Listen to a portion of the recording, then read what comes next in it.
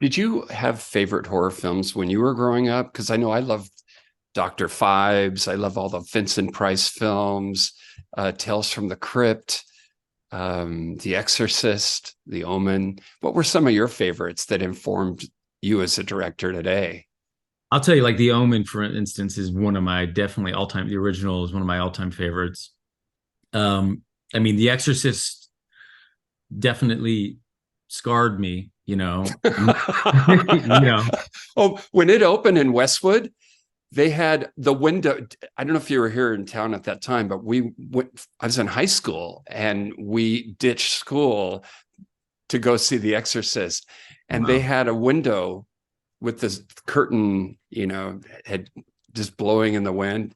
Oh, it was creepy. That film was totally creepy. Yeah, I mean, I loved, Halloween is maybe my, if you had to say favorite, the original. And if you look at that, it's very much a Hitchcock film, and it's not a he's not it's not a slasher film as kind of the way that we look at Halloween now is a bit more of a caricature of what it started out as. And then I don't know if you remember like the trilogy of terror Oh with yeah. Oh yeah. Karen Black.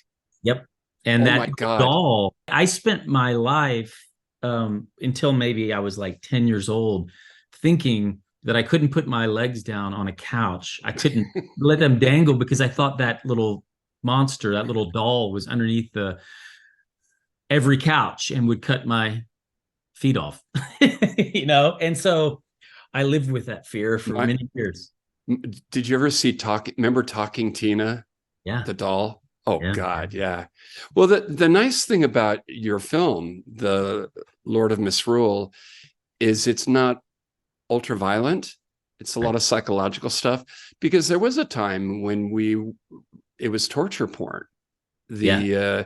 Like Hostel and all these other films that had come out, that it's like the graphic violence was the central character. Yeah. That's too dark for me. Yeah. I mean, there are times I think violence, if it's supposed to be like really impactful moment, that's what horror affords us, is we get to actually go there. And then sometimes even violence can be kind of tongue in cheek almost.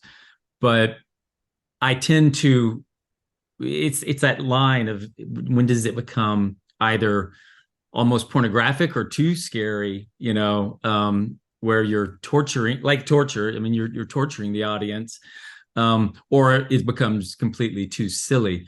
Well, like Shaun of the Dead, the Yeah, zombie genre. I mean, there's violence in that, but you sit and it's kind of funny. But just absolutely. like you said, back to Hitchcock with Psycho, the classic film, Yeah, the blade never touches Janet Leigh's flesh.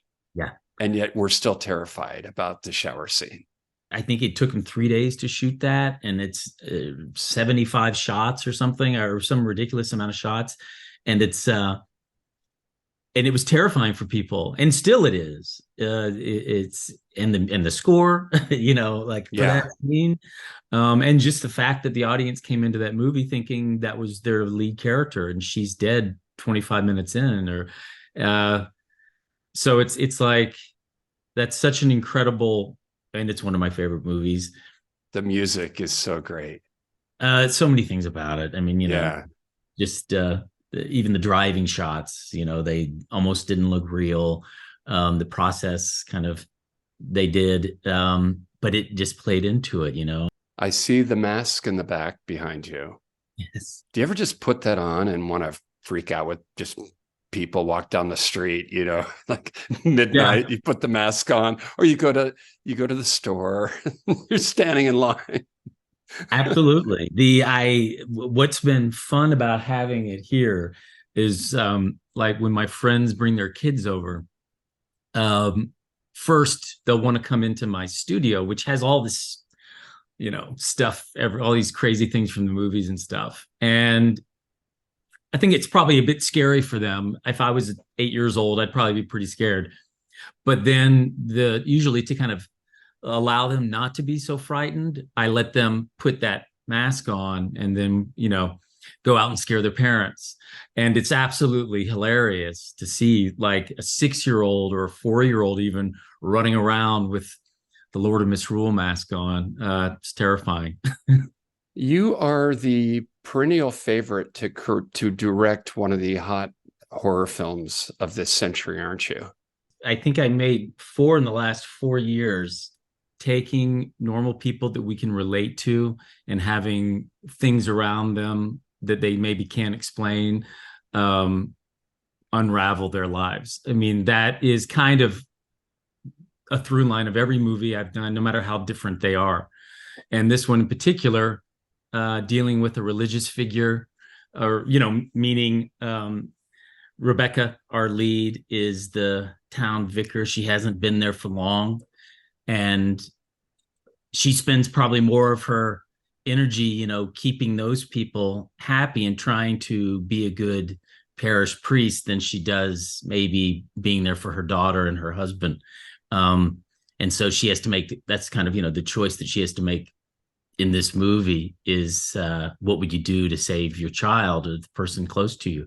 And so it's especially for me, like lore of the UK is something that's always fascinated me, and not being from there, being an outsider, I think I'm even more fascinated by it than the people who've grown up around it in the UK. And so to be able to bring to life like that world of this kind of pagan cult village, if you will, it's like it was something that immediately I was drawn to with the script, because everything about it is different. The look and the feel of those people, the iconography, the costumes, the masks, just everything about that mythology just is fascinating to me and kind of terrifying. And so to be able to tell a story through the eyes of somebody facing that in the worst ways was fascinating to me. What is your secret, if there is one, to your success with all your films? Because your films have grossed over $100 million. The smallest film I did, which was the $750,000 movie, made over 100 million. And see, that's the secret too, when it's a low budget yeah, and it hits the jackpot. I grew up loving movies like so many people, and I'm a product of divorce, so that was pretty much what my parents did. As a babysitter, was put me in front of movies I probably shouldn't have seen. And a lot of them that stuck with me, as you can imagine, for a kid, are scary movies, because your imagination goes wild. And as a child, I spent a lot of time alone. I think Stephen King has a quote, and I might be getting it wrong, but he said, we create horrors to help us deal with the real ones. And that's very much what my childhood was like. Was kind of the imagination of movies, and then sometimes the dark side of it. My mind always goes to, like, if you tell me a story, I'm like, but what if this happened? And it's usually the dark side of the story, and it could be kind of funny or not, but that to me is what's exciting about storytelling. And I just decided, to move out to LA. I didn't have any connections or friends or family or education for film. My dad and I drove out, and he dropped me off, and he left the next day, and then I just had to figure it out. And that just led to me, working really hard and being hopefully like the hardest working intern. That then I was writing on the side, which then in turn turned into me saying, okay, I made a $25,000 full feature film in Vegas, and that got me signed by ICM. And then I became a studio writer, but that wasn't fun because it was just putting scripts up on the shelves, these huge like blockbusters sort of.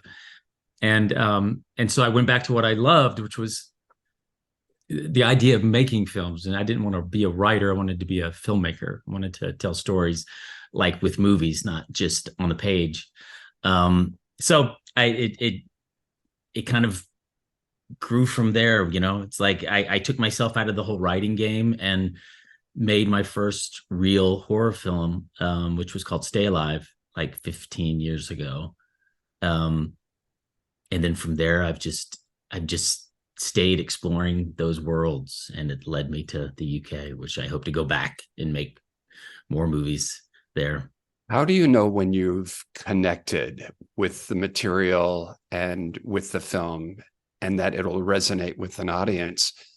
I know pretty quickly, and being that I know that filmmaking is a multi-tiered process. I mean, you write the movie 3 times. You write it, then there's a second movie when you shoot, and then a third movie when you cut it together.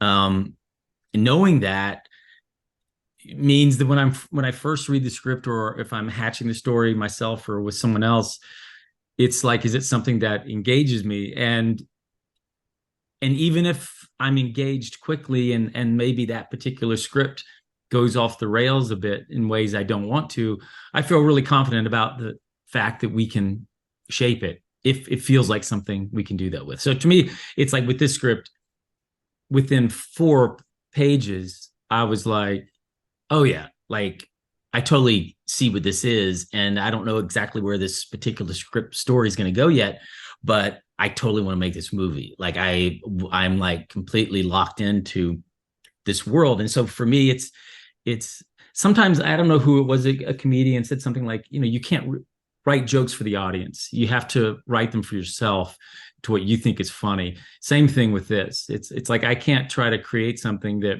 I hope the audience likes. I just have to create something that I'm proud of and that I am engaged with, and just hope that a lot of people agree with me. Listening to you talk, it's obvious that you're living your dream. And it is so refreshing, because Hollywood can take creative people, chew them up and spit them out. And you have this thing about you. I mean, you've done several films, so it's not like you just started, but it's refreshing to hear you talk about the process, because another person could come from Lexington, Kentucky, move to Hollywood, and end up in Starbucks talking about the film they want to make, and they never do it. Yeah. How was it that you were able to take that passion and go fearless? Or maybe you had fear and you just fought through it. But how were you able to take that to develop a career to where we're sitting here talking now and you've got a body of work? I think people get really frustrated because they think at some point it's going to become very easy. And there are different times in my career, you think you pass a certain threshold and you're like, okay, great. Now somebody's going to hand me something just amazing. And that's a big lesson of this town or this industry, is like, you have to be a self-starter, and you have to, self-generate. And anytime you wait around for something great to happen to you, it's just probably not going to work, and you're just going to get more and more frustrated.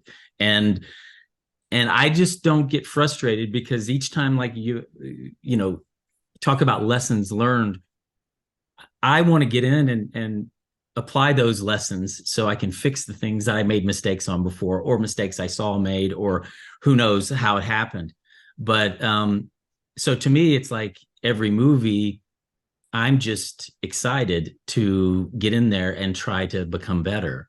And I feel like it's such a blessing, that I get to do it on the job. I get to learn on the job still. And I find that, I mean, I don't think it's never going to change for me. I mean, it's not a job, for me. It's just, if I won the lottery tomorrow, I wouldn't change anything. And when I go on vacation, people read a book, but I am writing a script by the pool. It's just my hobby bleeds over into my job. And so it's hard for me to get too frustrated about anything, because also, when you learn that everything takes so long, and an overnight success of a movie, it's like, yeah, that was 7 years. That was 9 years. That took, this has taken, 5 years. William Brent Bell, thank you so much. And congratulations on this movie and your past work. And we look forward to being scared by you again. Thank you. It was great talking to you. Good talking to you. Bye for now.